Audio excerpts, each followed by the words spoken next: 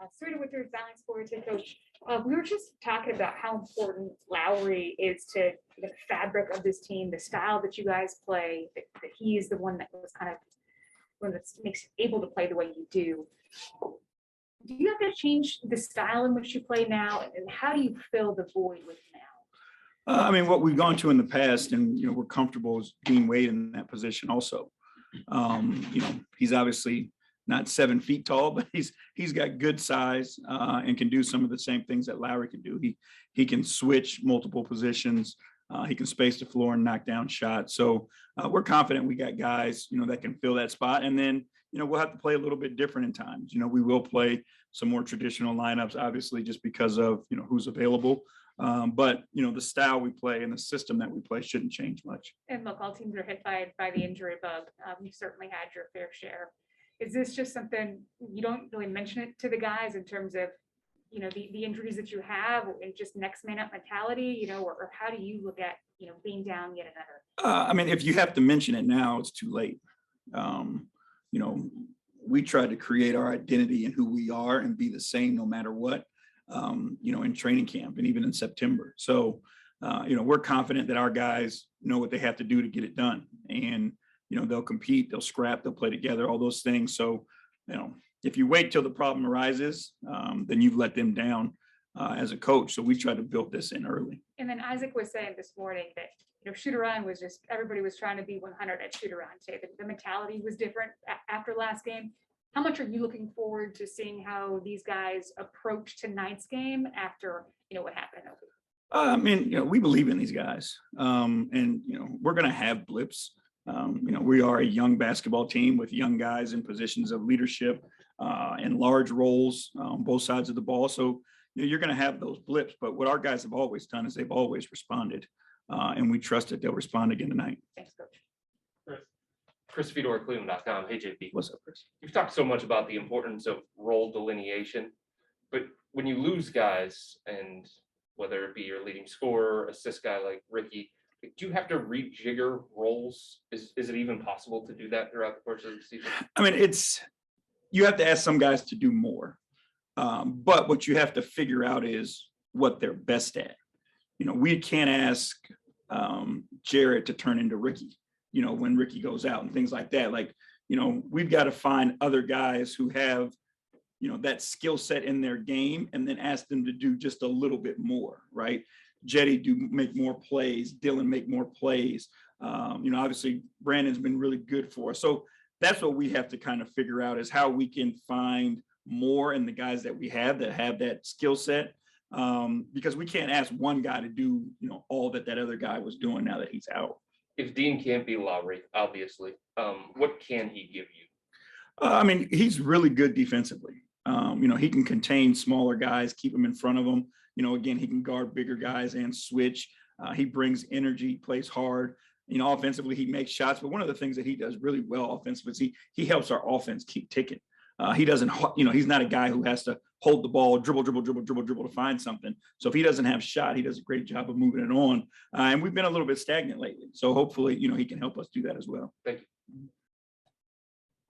Tom Withers, AP. Excuse me. JB, you would have been proud of my Mary J. Blige argument with my son yesterday. Oh, wow. There you go. Hey, with Lauri, day to day sounds a lot better than weeks, but are you expecting him to be out in a significant period? We're going to evaluate him, but he's going to miss a few games for sure. Gotcha. Hey, with Darius, we've all seen his growth this year in so many ways. If you had to stand in front of like the basketball Supreme Court and make his all-star argument, where would it start? I mean, impact in winning. Like that's what this league is about. We know the history of this game is, there's been guys who can get numbers, but their numbers don't impact winning. And, for us to go from where we were last year to where we are at this point, coming up to the All-Star break, that's a huge jump. And Darius has obviously been a huge part of that. So, if we are who we say we are in this league and winning is the ultimate, it's hard to disagree that he's not one of the guys that's helping this team win. Counselors of the Athletic, Jimmy, what have you seen from Dylan in the minutes that he has given you, and and even going back to the road trip, just like those stretches where he was able to come in and hit shots when you guys needed him. I mean, it's a burst that he has. Like both sides of the ball, we do all the tracking and the numbers and all that stuff. And when Dylan's on the floor, he covers the most distance, right? He's a great cutter. He's a great offensive rebounder. He defensive rebounds. He runs the floor. And then obviously his ability to make shots. He's a really good team defender who gets deflections. So he's a guy who gives us a jolt when we need a jolt. How helpful is that, when you need that, like he's the guy that you can go to and put him in and, obviously he struggled a little bit earlier in the season, but now finding the consistency there. It's, us doing a great job of showing confidence in him and then him playing with that level of confidence. And, it's tough for him because of just all the injuries and all the things that he's been through, so to try to find that consistency has been the key. And I think, you watch his work ethic, you watch how he approaches the game, you watch how much he cares about his teammates, like all those things are there. It's just the in and out has been difficult for him. But, I think, the more consistent his role becomes and the routines are for him, the better we'll see him be and the more impactful he'll be for the team, because we believe he's a good basketball player and he can be a part of helping this team grow and win. And then going off Tom's question about Darius, I know early in the season we talked about him finding his voice and being a vocal leader, but how have you seen that grow and just like in the confidence in that aspect up to this point in the season? I think, he makes winning plays when it matters most. And I think that's what, guys really tend to follow. Is not just the guy who speaks about it and talks about it, but the guy who has the ability to go out and do it. And the thing with Darius is, in his mind, the winning play isn't always the shot. You can go back through some of these past games here where he's made the assist, in the closing minutes, that was the shot that separated the game. I think he's, it's the long rebounds that he comes up with. We had the conversation with him one night, the night he had his triple double, about Utah shooting so many threes, and we needed one of our guards to come up with, multiple defensive rebounds. He ends up with 10 defensive rebounds. So I think it's his ability to impact winning with whatever the game calls for in that moment is what's making him, is where he's shown that leadership and why guys truly believe and follow him. Ashley Vanstock, Cleveland.com. JB Isaac this morning was talking about the camaraderie that these guys have as a group, not just on the court, but everything they do to, off the court too, and how they just like talking with each other and hanging around each other. I guess how have you seen them develop it, this particular group, and just how important is that when you're in that grind of an 82-game season that they're doing that? We spend so much time together that if you don't like the people you're around, it can be miserable. Right. And so for them to have those relationships are great. The best part about it is it's not something that we have to fake or manufacture. Like they do it on their own, so a lot of the things that they do, we stay out of and we don't know about it, which is a great thing. You don't want to have to be the team where, everything is mandatory. We have to participate in this team building thing. And, because if they can do it organically and on their own, that's genuine, and that's real camaraderie and chemistry. So they do a great job of that, spending their time together and, taking care of it themselves. Marla Ridenour, Akron Beacon Journal. Yeah, JB, I wanted to ask you about Kevin. When you see him chest bumping guys and all that, does it almost take you back to when you first met him? He was a little different when I first met him.